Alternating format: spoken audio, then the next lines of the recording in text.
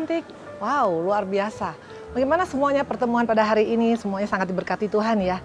Sehat, apalagi cantik. Yang pasti semangat menghadapi kehidupan ya.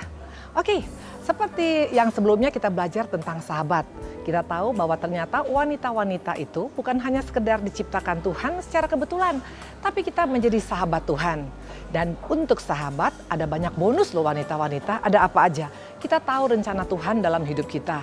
Bahkan yang luar biasa, kita nggak perlu takut lagi tentang masalah jodoh, tentang masalah anak kita, masa depan, ekonomi, bahkan juga tentang rumah tangga kita. Itu tentang sahabat. Yang lebih luar biasa lagi ada peluputan Tuhan. Tuhan luputkan dari hal-hal yang tidak menyenangkan.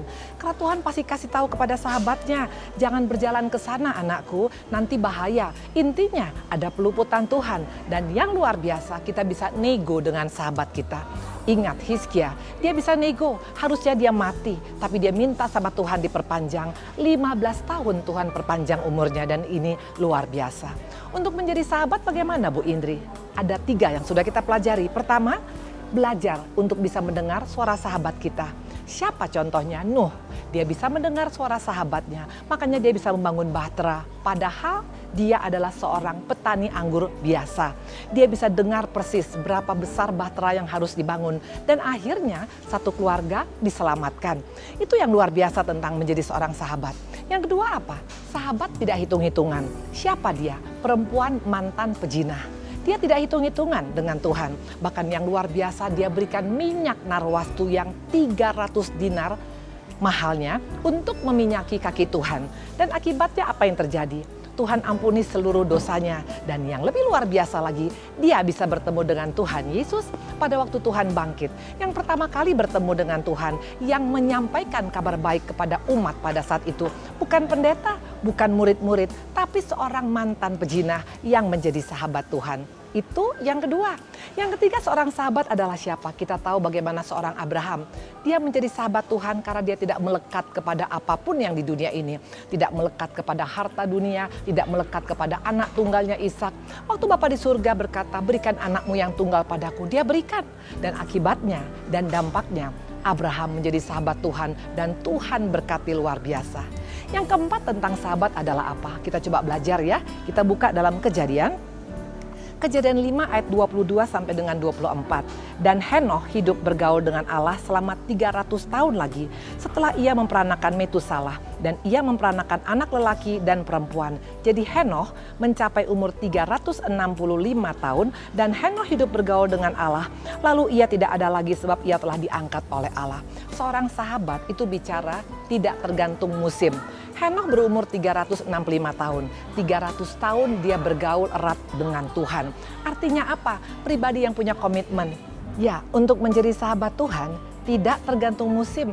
Jangan tergantung musim Bu Indri. Kalau musim bunga, haleluya, puji Tuhan. Saya sangat mengasihi Tuhan Yesus Bu Indri. Tapi waktu musim kering, waktu usaha mandek, waktu usaha macet, waktu kesehatan semakin menurun, apakah kita masih berkata, aku sahabat Tuhan? Kalau kita tergantung musim, kita bukan sahabat yang baik. Mana buktinya Yesus tidak tergantung musim? Tuhan katakan dalam firman-Nya bahwa aku sekali-kali tidak akan pernah meninggalkan engkau. Tuhan yang berkata tidak pernah meninggalkan kita, tidak pernah membiarkan kita. Tapi seringkali kita yang sering meninggalkan Tuhan. Kenapa bisa meninggalkan Tuhan? Kecewa. Kenapa Bu Indri? Sudah ikut Tuhan kok hidup saya seperti ini. Anak saya tidak dapat pekerjaan, ekonomi saya semakin merosot. Itu bukan seorang sahabat yang punya komitmen. Dari mana dimulai kita memiliki komitmen wanita? Dari mana? Dari rumah tangga. Karena Tuhan berkata apa yang dipersatukan oleh Tuhan tidak bisa diceraikan oleh manusia. Siapapun dia. Mau dia ada wanita lain, mau dia ada pria lain, mau dia dalam keadaan karena suami sakit atau ekonomi memburuk, tidak bisa dipisahkan. Kalau kita saja dalam dunia ini, dalam rumah tangga, kita masih tergantung sikon. Tidak mungkin kita bisa menjadi sahabat Tuhan yang memiliki komitmen. Komitmen dimulai dari mana? Dalam rumah tangga. Wanita, percayalah, hidup ini tidak selalu taman bermain. Hidup ini bukan taman safari selalu. Hidup ini bukan seperti tempat-tempat yang indah. Ada kalanya kita mengalami Getsamane. Ada kalanya kita mengalami hal yang tidak baik. Saya percaya selama Henoh 300 tahun ikut Tuhan, pastilah punya masalah. Mungkin masalah sakit, mungkin masalah rumah tangga. Tapi Alkitab mencatat dia tetap setia menjadi sahabat Tuhan. Itu yang membuat akhirnya dia diangkat dan dia bersama dengan Bapa di surga. Wanita menjadi sahabat manusia kita bisa kecewa karena manusia seringkali mengecewakan. Janji tinggal janji. Menjadi sahabat dari orang kaya pun kita tidak menjadi jaminan. Menjadi sahabat dengan pejabat pun belum tentu. Tapi menjadi sahabat Tuhan itu luar biasa. Ada satu kepastian karena Yesus yang berkata, "Aku tidak pernah meninggalkan engkau, sekali-kali tidak akan pernah meninggalkan." Kalau gitu apa yang kita takutkan dalam hidup ini? Makanya jangan hanya bangga menjadi wanita Kristen. Jangan hanya bangga dengan berkata, sejak lahir Bu Indri, saya sudah jadi orang Kristen. Tidak jadi jaminan kekristenan seorang. Tapi kalau kita menjadi sahabat Tuhan, yang pertama tadi apa? Diluputkan. Yang kedua, rahasia Tuhan akan diberitahukan pada kita. Makanya kita menjadi pribadi yang tidak lagi gentar, tidak lagi takut, tidak lagi khawatir, tidak lagi bimbang untuk masa depan kita. Karena Tuhan akan berbicara, rancanganku bukan rancangan kecelakaan. Masa depan yang penuh harapan akan kuberikan kepada orang-orang yang menjadi sahabatku. Dan yang ketiga, menjadi sahabat Tuhan itu ada bonus yang luar biasa. Hari ini mari kita koreksi. Ada 4 ciri khas daripada sahabat yang sudah kita pelajari. Yang pertama, belajarlah mendengar. Karena Tuhan bisa bicara dengan banyak hal. Melalui masalah, melalui penyakit, melalui hutang, melalui rumah tangga yang hancur-hancuran. Tuhan lagi bicara. Yang kedua, melalui apa? Jangan hitung-hitungan dengan Tuhan. Jangan hitung-hitungan jasa, apalagi jangan hitung-hitungan sakit hati.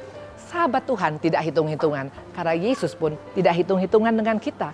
Yang ketiga tadi dikatakan, melekatlah kepada Tuhan. Jangan kita melekat pada masalah. Karena masalah ini gak akan kita bawa nanti waktu Tuhan datang kedua kali. Harta gak akan dibawa waktu Tuhan datang kedua kali. Tapi melekat pada Tuhan ini adalah yang paling disukai oleh sahabat kita. Dan yang keempat dikatakan adalah apa? Harus ada komitmen. Wanita tanpa komitmen, engkau tidak akan pernah menjadi pribadi yang luar biasa. Dari mana dimulai komitmen Bu Indri? Dari keluarga. Setialah kepada suami kita, setialah kepada keluarga kita, setialah kepada Yesus kita, setialah kepada apapun yang Tuhan percayakan dalam hidup kita.